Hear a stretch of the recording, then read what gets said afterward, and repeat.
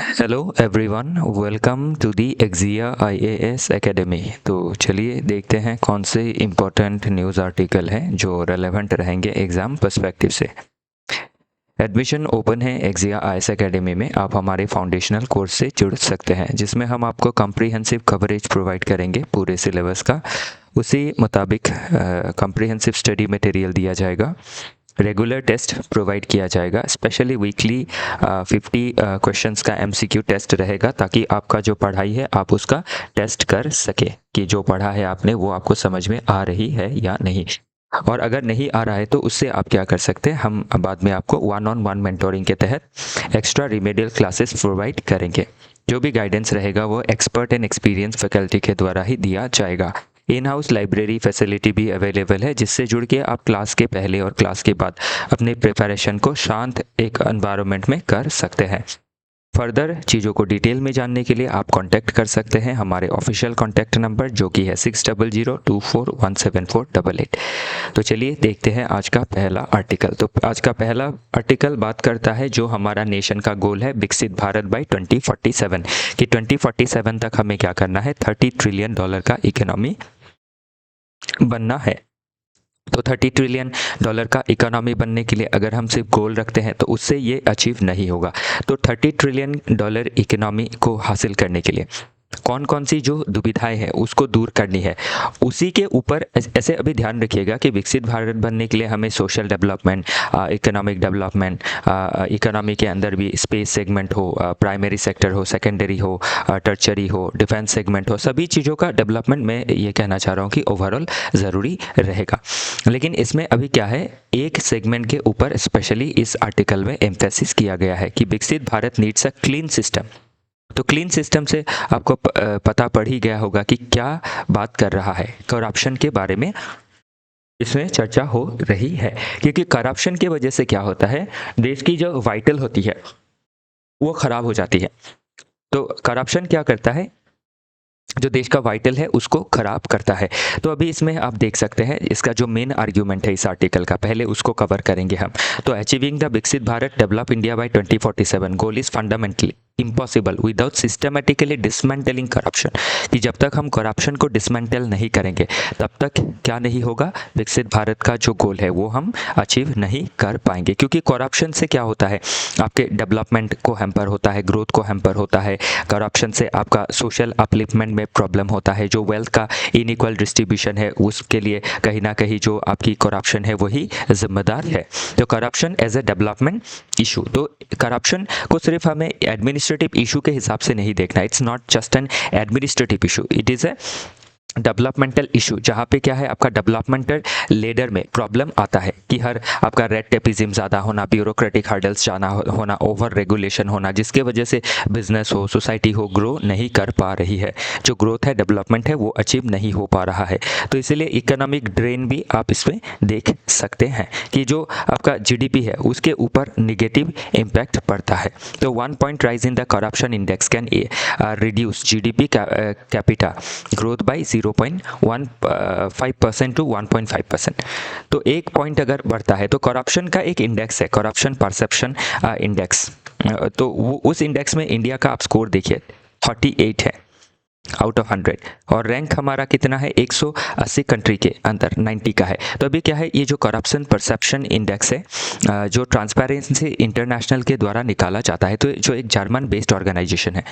तो अभी transparency international का जो करप्शन परसेप्शन इंडेक्स है, इसका स्कोर से आप अंदाज़ा लगा सकते हैं कि 0.15% का जो जीडीपी है, लगभग ये 0.15% से लेके 1.5% तक का हमें लॉस देता है 1 पॉइंट राइज होने से। तो इसमें 38 पॉइंट तक राइज होके रखा है आउट ऑफ 100। तो इससे हमें पता चलता है कि जो करप्शन है वो हमारे देश में अभी भी काफ़ी ज़्यादा है। और हम आपके 180 देशों में 90 हमारा रैंक है, पहले और कम था 83, 85, इस तरीके से जाते जाते ये 90 पहुंच गया है। तो करप्शन कम नहीं हो रहा है, बढ़ रहा है। तो इसीलिए आपका क्या है, देश में डेवलपमेंट के लिए हमें करप्शन को कम करना पड़ेगा, और जब करप्शन कम होगा तब डेवलपमेंट होगा, और जब डेवलपमेंट होगा तब भी करप्शन कम होगा। दोनों को हम वाइस वर्सा देख सकते हैं, मतलब एक चीज़ दूसरी चीज़ को इम्पैक्ट करती है। तो जब डेवलपमेंट होगा पहले करप्शन ख़त्म करना होगा, करप्शन ख़त्म होने के बाद डेवलपमेंट आएगा, और डेवलपमेंट जब आएगा जब सभी लोग क्या होंगे, डेवलप्ड होंगे, अच्छी कमाई होंगी, तो लोगों को करप्शन करने की ज़रूरत जो है वो कम पड़ेगी। ऐसा नहीं कह सकते, कोई रूल नहीं है कि करप्शन ख़त्म ही हो जाएगा, लेकिन बहुत हद तक ये आपका मिटिगेट हो जाएगा। तो इसीलिए क्या करना है, ए 3 pronged सॉल्यूशन, इसमें 3 तरह का सॉल्यूशन दिया गया है कि एक तो आपका कल्चरल सॉल्यूशन है। तो हमारा सोसाइटी में करप्शन क्या है, एक कल्चर की तरह बन चुका है जिसको हम पास ऑन कर रहे हैं फ्रॉम जनरेशन टू जनरेशन। तो उसको दूर करने के लिए जिस तरीके से अब्दुल कलाम साहब ने, हमारे फॉर्मर प्रेसिडेंट साहब थे या फिर मिसाइल मैन ऑफ इंडिया, तो उन्होंने कहा था कि करप्शन ख़त्म करने के लिए हमें स्कूल लेवल से ही चालू करना होगा कि आपका जो वैल्यू एजुकेशन है उसको हम सिखाएं, मॉरल्स को सिखाएं, एथिक्स को सिखाएं, ताकि करप्शन को मिनिमाइज़ किया जा सके। फिर आपका जो सिस्टमैटिक चेंजेस लानी है, तो जो डिफरेंट जो लॉ है, इतना ज़्यादा कॉम्प्लेक्स रेगुलेटरी सिस्टम है जिससे आपका एक मिरर मेज़ की तरह है, भूल भुलैया है रेगुलेशन का। तो उससे क्या होता है, आपके जो ब्यूरोक्रेट्स होते हैं वो रेंट सीकिंग करते हैं। तो ब्यूरोक्रेटिक रेंट सीकिंग का मतलब क्या हो गया कि ब्यूरोक्रेसी क्या करती है, सैलरी तो लेती है काम के लिए, लेकिन वो काम नहीं करती है। कोई भी फाइल पास कराने के लिए उनको एक्स्ट्रा और पैसे चाहिए होते हैं। तो वो हो गया आपका ब्यूरोक्रेटिक रेंट सीकिंग, कि बिना कुछ किए ही एक्स्ट्रा पैसे कमाना, क्योंकि जो कर रहे हैं, जो काम के लिए उनको बिठाया गया है उसके लिए सैलरी मिली है, डिफरेंट पर्क्स मिले हैं, लेकिन फिर भी वो अपना काम ढंग से नहीं कर रहे हैं। तो वही चीज़ों को हमें दूर करना ज़रूरी रहेगा। तो इसीलिए आप इसमें एक एग्जाम्पल दे सकते हैं, जो जन विश्वास बिल आया है ना, अभी जन विश्वास बिल 2 आ रहा है, जिससे क्या है, जो आपकी रेगुलेटरी हर्डल्स है, जो पुरानी लॉ है जो काफ़ी ज़्यादा रेगुलेशंस लाती है, उसको मिनिमाइज़ किया जाना है। तभी हम क्या कर सकते हैं, फिर एक क्या है, डेटरेंस क्रिएट करना ज़रूरी है, रिफॉर्मिंग द प्रोटेक्टिव शील्ड। तो हमारा जो लॉ है वो क्या करता है, डिफरेंट समय पे कोई ना कोई उसमें लेक्यूना रह जाता है, जिससे जो करप्ट ऑफिशियल्स है या फिर पॉलिटिशियंस है वो कहीं ना कहीं शील्ड उनको एक मिल जाता है, एक ढाल उनको मिलता है। तो डेटरेंस क्रिएट करना है कि उस ढाल को आपका हटाना है, और मजबूती से करप्शन के जो चार्जेस है उनको ट्रायल करना है, और एग्जाम्पलरी पनिशमेंट देना ज़रूरी है। जब पनिश्ड हो जाएंगे लोग, जेल जाने लगेंगे करप्शन के लिए, तभी क्या होगा, लोग डरेंगे। लेकिन अभी अगर आपका बेल मिल जाता है और बाद में एक्विटल हो जाते हैं, तब क्या है, लोग समझेंगे ना कि चलो करप्शन कर लेते हैं, क्योंकि पैसे ज़्यादा होंगे तो उससे हम क्या कर सकते हैं, अपना बेल भी करवा सकते हैं या फिर अपना केस को रफा दफा भी करा सकते हैं by doing manipulation.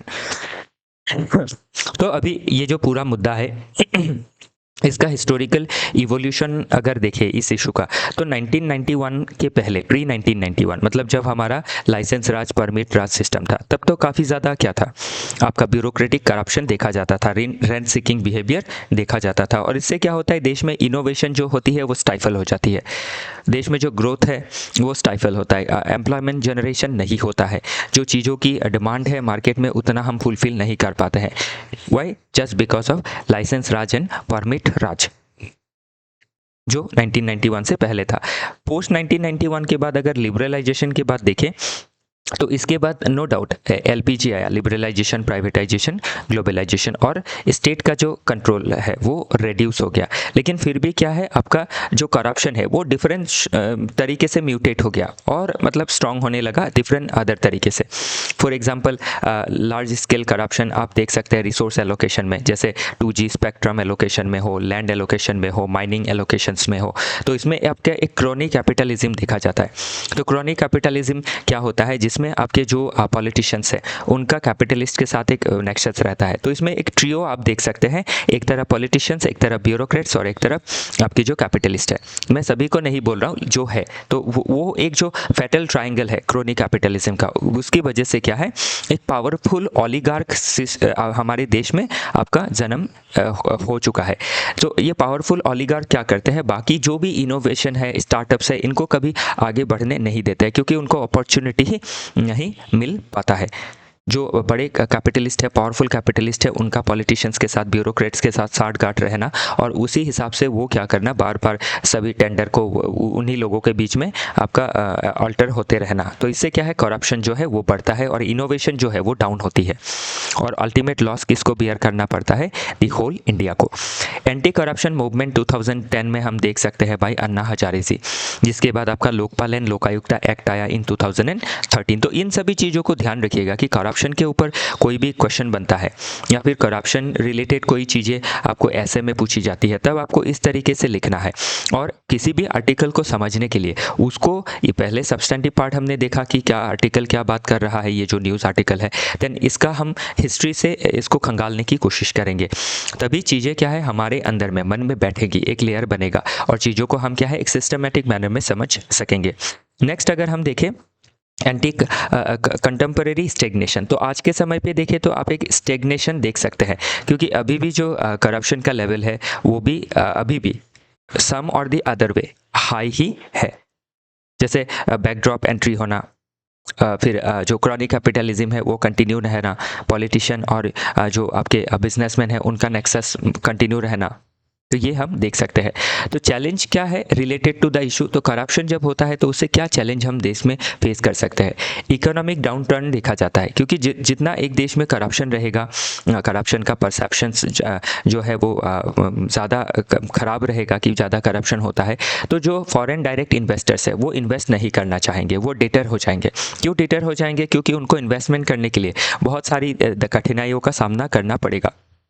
Different sort of permissions लेना, ऑर्डर लेना, इतना ज़्यादा रूल्स रेगुलेशंस को फॉलो करना, तो उससे क्या है जो बिजनेस हाउसेस है उनको अपने इनोवेशन में, अपने प्रोडक्शन में काफ़ी कम समय मिल पाएगा। फिर इंस्पेक्शन होना, फाइन लगाना, जेल होना, ये तो है ही।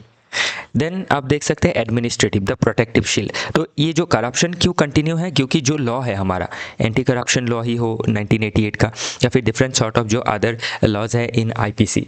ओके, तो ये अभी करप्शन क्या है, एक क्रिमिनल केस है। तो इसमें क्रिमिनल केसेस में क्या होता है, आपके इनोसेंट होते हैं अनटिल प्रूवन गिल्टी, और जो लोग करप्शन कर सकते हैं ऑब्वियसली उनके पास बहुत ज़्यादा पावर रहेगा। ओके, क्योंकि पावरफुल लोग ही करप्शन करेंगे, तो उससे क्या है पावरफुल लोग इस चीज़ को मैनिपुलेट भी कर सकते हैं। तो इसीलिए क्या करना है, इसमें आपका जो जुडिशरी है उनको स्ट्रांग रोल प्ले करना है और इंडिपेंडेंट जो आपकी इन्वेस्टिगेशंस है उसको करानी ज़रूरी है, ताकि कोई भी लेक्यूनस ना रहे। क्योंकि क्रिमिनल कोई भी चार्जेस होता है ना, उसमें इफ़ एंड बट नहीं रहना है। अगर इफ़ एंड बट रहता है तो क्या है, जो आपका एक्यूज्ड है वो एक्यूटल हो सकता है, वो छूट सकता है। ओके, तो और उससे क्या होगा, अगर छूटते हैं इस तरीके से तो एक एग्जाम्पल सेट हो जाता है ना, कि नेगेटिव एग्जाम्पल, कि चलो जो करप्शन करते हैं उनके लिए तो पॉजिटिव है कि चलो छूट जाते हैं तो करते हैं करप्शन, कोई बात नहीं है, पैसे कमाएंगे, फ्यूचर सिक्योर रहेगा, उस तरीके का एक धारणा रहता है। सिस्टमेटिक अगर देखें तो इतना ज़्यादा लॉ का कम्प्लेक्सिटी है जिसके वजह से करप्शन बढ़ता है। जुडिशली अगर देखें तो हम लीगल सिस्टम जो है हमारा एक्सट्रीमली स्लो है, कि एक इंसान अगर करप्शन चार्जेस में आपका इन्वॉल्व है या फिर एलिगेशंस लगा है, तो वो इंसान क्या है, उसका जब तक ट्रायल होके ख़त्म होगा तब तक उसकी जॉब से ही वो जॉब ही ख़त्म हो जाएगा, या फिर जो भी आपके प्रूफ है या फिर एविडेंसेस है उसमें भी आपका टेम्पर हो सकता है। तो ये एक प्रॉब्लम है। और इवन जुडिशरी के अंदर भी जो आपके सो कॉल्ड जो करप्शन केसेस, जो एलेज करप्शन केसेस है, नॉट सो कॉल्ड, जो एलेज करप्शन केसेस है, तो बहुत समय पे प्रूफ होता है, बहुत समय पे नहीं होता है, जो हम न्यूज़ में देखते रहते हैं।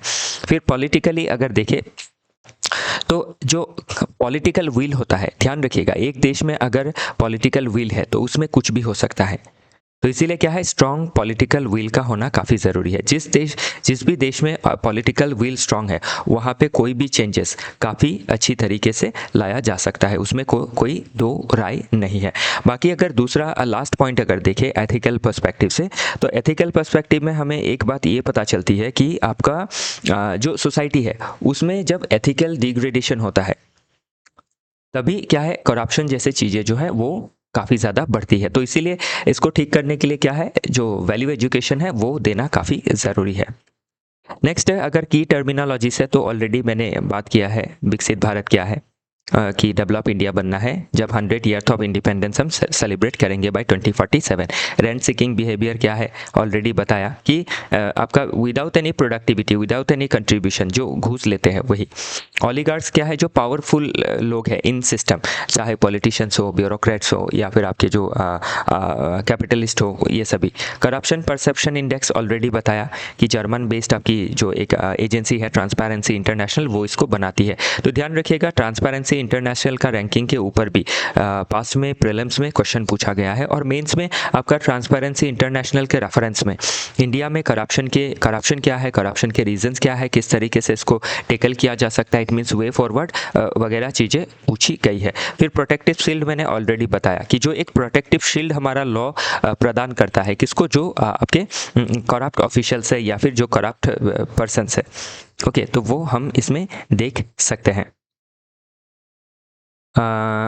चलिए आगे देखते हैं। ग्रीस दी व्हील्स हाइपोथेसिस। तो ग्रीस दी व्हील्स मतलब क्या है कि आपका अगर बिजनेस करना है, बिजनेस का व्हील अगर चलाना है तो ग्रीस करना है। ग्रीस करना मतलब क्या, घूस देना ज़रूरी है, नहीं तो आपका बिल पास, कोई जो रेगुलेशन है, कोई आपका कोई भी रजिस्ट्रेशन है वो पास नहीं होगा, और आपके ऊपर रेड पड़ते रहेगा जो बिजनेसमैन है और जो ऑनेस्ट बिजनेसमैन है, या फिर उसके इंस्पेक्शन होते रहेगा, और कोई ना कोई लेक्यूना निकाल के उसको हैरास किया जा सकता है। बाकी की टर्म्स एक्सप्लेन हो गया। लॉजिकल फिलोसॉफिकल बेस देखें तो हमें वर्चू एथिक्स के ओर से देखना है कि जो करप्शन है वो मॉरल डिग्रेडेशन है, तो जो वर्चू एथिक्स सपोर्ट नहीं करता है। तो वर्चू मतलब क्या होता है, अच्छे गुणों का धारण करना। तो अच्छे गुण क्या है, नॉन करप्शन, जो इनकरप्टिबिलिटी है वो हो, इंटीग्रिटी हो, ऑनेस्टी हो, ये सभी चीज़ें हम देख सकते हैं। फिर आप यूटिलिटेरियन पर्सपेक्टिव से देखें तो ध्यान रखिएगा कि देश में जब चंद लोग, पॉलिटिशियन, ब्यूरोक्रेट्स या फिर बिजनेसमैन अगर उसे फ़ायदा पहुंच रहा है, तो उससे क्या हो रहा है, देश में greatest happiness of greatest number नहीं आ रहा है। तो greatest happiness of greatest number लाने के लिए क्या करना ज़रूरी है, या फिर यूटिलिटेरियन प्रिंसिपल को फॉलो करने के लिए क्या करना ज़रूरी है, करप्शन को मिनिमाइज़ करके इंक्लूसिव डेवलपमेंट को हासिल करना ज़रूरी है। सोशल कॉन्ट्रैक्ट थ्योरी के हिसाब से देखें तो ये थ्योरी क्या कहता है कि जो एक कॉन्ट्रैक्ट बनता है between the state and the people, तो हमारे देश का जो कॉन्ट्रैक्ट है या फिर किसी भी देश का जो कॉन्ट्रैक्ट होता है वो उसका जो basic law of the land होता है। जैसे हमारे देश में हमारा कॉन्स्टिट्यूशन है, तो हमारा कॉन्स्टिट्यूशन क्या कहता है, we the people of India, that constitution belongs to us, we belongs to the constitution. So constitution हमें क्या करना चाहिए, प्रोटेक्ट करना चाहिए under fundamental rights, under directive principles of state policy and so on. Okay, आगे देखें तो आप अगर ध्यान रखिएगा, ऐसे तो मैंने पूरा टॉपिक आपको बारीकी से समझा दिया है, लेकिन फिर भी डिफरेंट सॉर्ट ऑफ जो आइडियाज़ होती है उनको समझने के लिए आप क्या है, आपको बहुत भारी किताबें नहीं पढ़नी है, बस एनसीईआरटी आप कवर कर लीजिए। ओके, उससे हो जाएगा। सिविल सर्विस के लिए लोग बोलते हैं कि ये पढ़ना है, ये बाइबल है, वो है, तो ये आपका क्या है, ये किताब बाइबल की तरह है, तो वो नहीं, वैसा नहीं है। ओके, आप बस वो एक मार्केट में क्या है कि मार्केट गिमिक है, आप बस एनसीईआरटी की किताबें पढ़िए, बेसिक कॉन्सेप्ट क्लियर है हो जाएगा आपका, और न्यूज़पेपर को कंटिन्यू रखिए, और जो सिलेबस है उससे आप अलाइन करके पढ़ रहे हैं या नहीं। कोई भी टॉपिक कहीं से भी पढ़ लीजिए, सिलेबस के मुताबिक होना चाहिए बस। नेक्स्ट है वे फॉरवर्ड में हमें ऑलरेडी देखा, कल्चरल जो आपका एक कल्चर बन चुका है उसको अल्टर करना है, सिस्टमेटिक रिफॉर्म्स लानी है जो ऑलरेडी मैंने कहा है, और डेटरेंस क्रिएट करना है by making strong law. Okay, next article बात करता है न्यूक्स। तो न्यूक्स मतलब इसमें न्यूक्लियर पावर के बारे में कहा गया है। We should push for a no first use treaty. तो क्या है पूरा मुद्दा समझने की कोशिश करते हैं, चलिए। ओके, सो क्या कहता है ये आर्टिकल अबाउट न्यूक्लियर पावर और its no first use policy या फिर ट्रीटी। तो थोड़ा इसका जो सब्सटेंटिव पार्ट है वो समझने की कोशिश करते हैं। तो अभी ध्यान रखिएगा, जो न्यूक्लियर पावर है अगर इसमें हिस्टोरिकली हम देखें तो 1945 में जो न्यूक्लियर है उसको एक्वायर किया बाय यूएसए ने, यूनाइटेड स्टेट्स ऑफ अमेरिका ने, और सिर्फ एक्वायर ही नहीं किया, अंडर मैनहट्टन प्रोजेक्ट, जो आप कुछ मूवी आया था ना न्यूक्लियर के ऊपर, तो उसमें आप ओपनहेमर, तो उससे आप देख सकते हैं कि USA became the first power to acquire nuclear और एटॉमिक बॉम्ब, और उसका इस्तेमाल भी कर दिया इन हिरोशिमा एंड नागासाकी, जिसके बाद क्या हुआ, जो सेकेंड वर्ल्ड वार है वो एंड हो गया। लेकिन इसका जो कैटास्ट्रोफिक पावर है वो हम देख सकते हैं कि उसका जो बर्न्ट है आज भी फील किया जाता है। और उसी के बाद क्या हुआ, पूरे वर्ल्ड में न्यूक्लियर को लेके एक चिंता जाहिर की जाने लगी कि इतना जो डिस्ट्रक्टिव वेपन है वो क्यों चाहिए, क्योंकि अल्टीमेटली ये ह्यूमैनिटी को डिस्ट्रॉय कर देगा। और इसी के साथ पैरेलली क्या हुआ, क्योंकि 1945 के बाद जब वर्ल्ड वार एंड हुआ तो वर्ल्ड में 2 सुपर पावर आ गई, एक जंगल में 2 शेर। तो दोनों के बीच क्या हुआ, एक कोल्ड वार हुआ कि यूएसए ने न्यूक्लियर एक्वायर किया तो यूएसएसआर भी करेगा। यूएसएसआर मतलब आज का जो रशिया है, तो उसने भी क्या किया, 50s तक उसने भी न्यूक्लियर वेपन को एक्वायर कर लिया। उसके बाद इंग्लैंड ने कर लिया, फ्रांस ने किया और फाइनली चाइना ने कर लिया। तो उसके बाद ये चिंता एक सताने लगी कि इतना ज़्यादा न्यूक्लियर पावर हो गया है, इंक्लूडिंग इंडिया, यूएस, जो मतलब P5 नेशंस है यूनाइटेड नेशन के। तो उसको कंट्रोल करने के लिए डिफरेंट सॉर्ट ऑफ जो ट्रीटी है वो साइन की जाने लगी, क्योंकि इतना ज़्यादा वेपन हो गया था कि आपका एक देश दूसरे देश को कंप्लीटली तबाह कर सकता है। तो वार होता ही क्यों है, क्योंकि उसमें एक आपका रिजल्ट आता है। रिजल्ट में क्या होता है, कोई विनर होगा कोई लूजर होगा। तो ऐसे वार लोग लड़ेंगे ही क्यों, जिसमें दोनों ही साइड में क्या है, कंप्लीटली तबाही मच जाएगी। तो जो म्यूचुअल एश्योर्ड डिस्ट्रक्शन है वो यही कहता है कि दोनों के पास इतना ज़्यादा वेपन है कि कंप्लीटली डिस्ट्रॉय हो जाएंगे अगर अटैक करते हैं एक दूसरे को। तो इसीलिए क्या है, उन्होंने समझ बूझ रखते हुए अर्ली आर्म्स कंट्रोल में ध्यान दिया कि किस तरीके से आर्म्स को कंट्रोल किया जा सके। और उसी के तहत पीटीबीटी आया, पार्शियली टेस्ट बैन ट्रीटी, की जो आपका न्यूक्लियर आर्सेनल है उसको एटमॉस्फेयर में, अंडर वाटर में, आउटर स्पेस में टेस्ट नहीं किया जाएगा, क्योंकि न्यूक्लियर को अगर कहीं भी हम टेस्ट करते हैं तो उससे क्या है, काफ़ी नेगेटिव इम्पैक्ट आएगा। फिर आपका एनपीटी आया 1968 में, जो एनफोर्स हुआ 70 से। तो ये काफ़ी डिस्क्रिमिनेटरी है। ये ट्रीटी ये कहता है कि जो P5 नेशन है उन्हीं के पास न्यूक्लियर रहेगा और बाकी कोई देश न्यूक्लियर को एक्वायर नहीं कर पाएंगी, ऐसा उनको साइन करना है। तो इसको क्या किया, पाकिस्तान, इंडिया, इजराइल जैसे देशों ने साइन नहीं किया।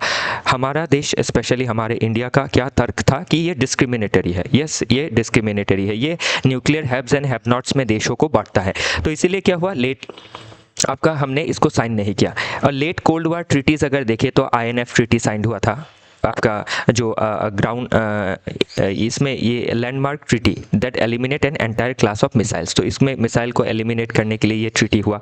फिर पोस्ट कोल्ड वार 1990s में देखें तो START 1 आया, START 2 आया। देन इंडिया पाकिस्तान ने न्यूक्लियर टेस्ट किया 1998 में। तो इंडिया और पाकिस्तान को डेटर करने के लिए from testing nuclear weapon CTBT लाया गया था, कॉम्प्रिहेंसिव टेस्ट बैन ट्रीटी इन 1996। ऑल्दो इंडिया ने इसको साइन नहीं किया है, इंक्लूडिंग पाकिस्तान।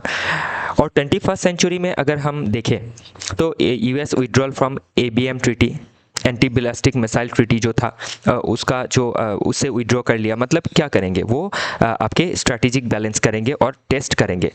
फिर इंडिया ने अपना न्यूक्लियर डॉक्ट्रिन को फॉर्म किया कि हमने 1998 में जो टेस्ट किया है, तो हमारा न्यूक्लियर डॉक्ट्रिन क्या है।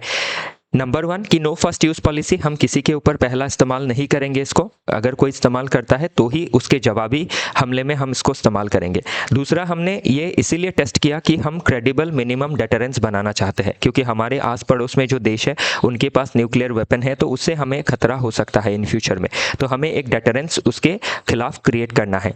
थर्डली, हम नॉन न्यूक्लियर स्टेट के ऊपर जो न्यूक्लियर है उसको हम आपका न्यूक्लियर पावर का इस्तेमाल नहीं करेंगे। चौथा, अगर देखें तो हमने सेल्फ मॉरिटोरियम लगा दिया कि इसके बाद हम और न्यूक्लियर टेस्ट नहीं करेंगे। हमें अपने प्रोटेक्शन के लिए जितने न्यूक्लियर आर्सेनल चाहिए वो हमने ऑलरेडी बना लिया है। तो अभी न्यू स्टार्ट ट्रीटी एक साइन हुआ था, स्ट्रेटेजिक आर्म्स रिडक्शन ट्रीटी इन 2010। तो उसका अभी एंड होने वाला है। ये एक्सटेंड हो गया था 2021, फिर ये एक्सटेंड किया 2026 तक। अभी ये एक्सपायर होने वाला है। तो अभी जब ये एक्सपायर होने वाला है तो ग्लोबल लेवल पे हम क्या कर सकते हैं, क्योंकि जो न्यू आर्म्स रेस है वो आप देख सकते हैं between China, then Russia, USA, तो ईरान, तो ये सभी और वेपन्स को एक्वायर करने की कोशिश कर रहे हैं, जैसे हाइपरसोनिक्स हो, AI एनेबल सिस्टम्स हो, स्पेस बेस्ड वेपन्स हो। तो इससे क्या होगा, इन फ्यूचर जो आपकी सिक्योरिटी है वो और ज़्यादा थ्रेटन रहेगी। जो ग्लोबल लेवल पे एक नेगेटिव जो एटमॉस्फेयर है वो बना हुआ रहेगा, जिसको हम सपोर्ट नहीं कर सकते हैं। ओके, तो इसमें अभी क्या है, इंडिया लीड कर सकता है। कैसे इंडिया लीड कर सकता है, क्योंकि वर्ल्ड में इंडिया ऐसा एक देश है जिसने न्यूक्लियर डिसआर्मामेंट के बारे में कहा है। कि न्यूक्लियर डिसआर्म करना चाहिए, न्यूक्लियर को हटाना चाहिए। हम न्यूक्लियर सपोर्ट नहीं करते हैं। हमने न्यूक्लियर वेपन इसीलिए हासिल किया है क्योंकि बाकी देशों ने हासिल किया है। तो अगर सभी देश एक साथ न्यूक्लियर आर्सेनल को डिसमेंटल करते हैं तो इंडिया भी इसके लिए राज़ी है। तो अभी ये ऑप्शन तो फिजिबल नहीं रहेगा। कोई भी देश इतना खर्चा करने के बाद जो सिक्योरिटी उन्होंने हासिल की है, जो डेटरेंस हासिल की है, वो नहीं छोड़ेंगे। तो इसमें अभी इंडिया का दूसरा जो प्रिंसिपल है वो ग्लोबल लेवल में फॉलो किया जा सकता है, that is not to use at first place, कि फर्स्ट प्लेस पे हम इसको इस्तेमाल नहीं करेंगे। तो अभी इसको चाइना भी फॉलो करता है, नो फर्स्ट यूज़ पॉलिसी को। तो चाइना एंड इंडिया, बाकी जो देश है वो फॉलो नहीं करते हैं, लाइक आपके यूएसए हो, रशिया हो। तो इनको भी क्या करना है, नो फर्स्ट यूज़ पॉलिसी का इस्तेमाल करना ज़रूरी है। क्यों? तभी क्या है, ग्लोबल लेवल में एक एश्योरेंस रहेगा कि न्यूक्लियर अटैक जो होना है वो उसका चांसेस ऑलमोस्ट जीरो हो जाएगा। तो वही चीज़ इसमें मेंशन की गई है कि इंडिया किस तरीके से क्या कर सकता है, ग्लोबल लेवल में देशों को आपका परस्यू कर सकता है। हम एक मॉडल की तरह लोगों को दिखा सकते हैं, ओके, इंक्लूडिंग चाइना। तो चाइना और इंडिया इसमें कोलैबोरेट कर सकता है ताकि इस तरीके का जो आपका डेवलपमेंट है वो हम अचीव कर सके। आई होप चीज़ें आपको समझ में आ रही है। तो चैलेंजेस क्या है, क्यों नो फर्स्ट यूज़ पॉलिसी का जो प्रॉब्लम है, लैक ऑफ ट्रस्ट है। तो फिर कौन वेरीफाई करेगा एंड एनफोर्स करेगा नो फर्स्ट यूज़ पॉलिसी को, उसको लेके भी एक प्रॉब्लम है कि कौन सी एजेंसीज होगी, वो देखना ज़रूरी है। क्योंकि एक देश अगर दूसरे देश को एनफोर्स करवाता है तो उससे सोवरेनिटी जो वायलेट होता है। फिर रेजिस्टेंस देखा जाता है P5 नेशन से कि नो फर्स्ट यूज़ पॉलिसी वो फॉलो नहीं करेंगे एक्सेप्ट चाइना। फिर एक स्ट्रैटेजिक इंस्टेबिलिटी हम देख सकते हैं। तो अभी जो एक अगर इसमें बाइंडिंग इस तरीके का रूल अगर इस्तेमाल किया जाए तो इन फ्यूचर क्या है, एक देश उसको इस्तेमाल करने में उसको प्रॉब्लम होगी। तो जैसे फॉर एग्जांपल अभी चाइना के पास क्या है, लार्जर आर्सेनल है compare to India. Then new technologies जो आ रही है तो उसका इस्तेमाल होना या फिर उसका टेस्टिंग होना, तो ये भी एक खतरा है। तो इसीलिए नो फर्स्ट यूज़ पॉलिसी के लिए ये चैलेंज है कि नो फर्स्ट यूज़ पॉलिसी तो बनाना ही क्यों है, उसको नया नया जो वेपन रहेंगे तो वो एक प्रॉब्लम इसमें आ सकता है। फिर जो नॉन सिग्नेटरीज है, रफ स्टेट है, ओके, जैसे नॉर्थ कोरिया, तो इनको हम कैसे इसमें ज्वाइन करने के लिए फोर्स करेंगे, तो वो भी एक इसमें प्रॉब्लम आ सकता है। ओके, तो बाकी इसमें वे फॉरवर्ड में आप देख सकते हैं इंडिया लेड हम डिप्लोमेटिक इनिशिएटिव ले सकते हैं। बाकी ये पढ़ेंगे तो सेल्फ एक्सप्लेनेटरी है। Okay, build a कोalition of the willing, तो विलिंग नेशन का हम एक कोalition बना सकते हैं। इसमें चाइना को हम एंगेज कर सकते हैं, डी लिंक कर सकते हैं from disarmament. Then leverage कर सकते हैं पब्लिक ओपिनियन को, क्योंकि ग्लोबल लेवल में अगर पब्लिक ओपिनियन भी स्ट्रांग होती है तो उससे भी क्या होगा, आपका जो नो फर्स्ट यूज़ पॉलिसी है वो हम आगे बढ़ा सकेंगे। बाकी ध्यान रखिएगा, ये जो भी चीज़ें हम और आर्टिकल ले रहे हैं ये सेल्फ एक्सप्लेनेटरी है। किस तरीके से, जैसे मैंने बताया, तो मैं आपको पढ़ा नहीं रहा हूँ, मैं ये सिखा रहा हूँ कि आप जो भी आर्टिकल पढ़ेंगे उसको कैसे पढ़ेंगे। क्योंकि हम सभी ऑलमोस्ट ग्रेजुएशन के बाद ही प्रिपरेशन करते हैं या फिर ड्यूरिंग ग्रेजुएशन, तो हमें बहुत सारी चीज़ों की जो समझ होती है वो ऑलरेडी होती है। तो अभी बाकी आपको क्या करना है, चीज़ें पढ़नी है। कोई पर्टिकुलर टॉपिक समझ में नहीं आता है तो उसका की टर्म्स का एक्सप्लेनेशन देखिए, वो भी अगर समझ में नहीं आता है तो आप कमेंट सेक्शन में अपना डाउट लिखिए, हम उसको बताने की कोशिश करेंगे। तो इसी के साथ आज का जो डिस्कशन है वो समाप्त होता है। फिर मिलेंगे डिफरेंट आर्टिकल के साथ। हमारे साथ जुड़े रहने के लिए आप सभी का बहुत बहुत धन्यवाद।